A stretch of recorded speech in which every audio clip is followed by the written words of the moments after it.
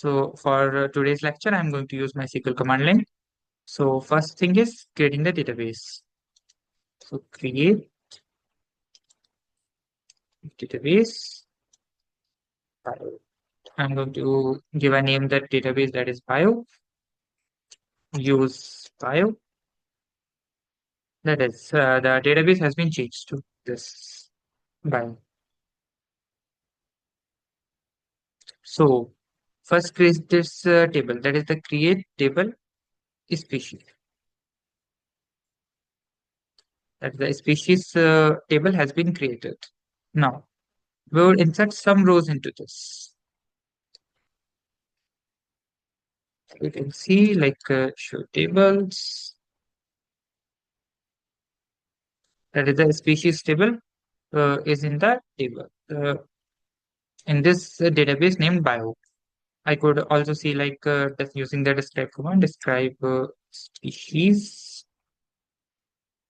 So that's the kind of the schema of this table named species in the database bio. Now I'm going to create the one more table that is the genes. So like write with me create table genes.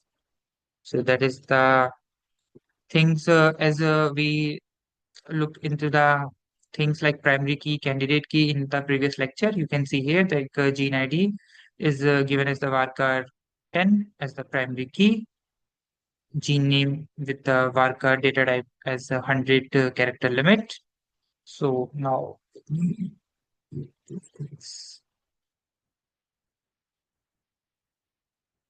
create type. Now I'm going to write gene function and give the data type as varchar 100.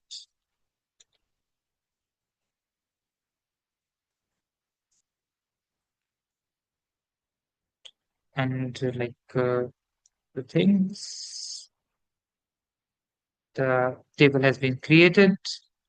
I'm just going to insert the values into this.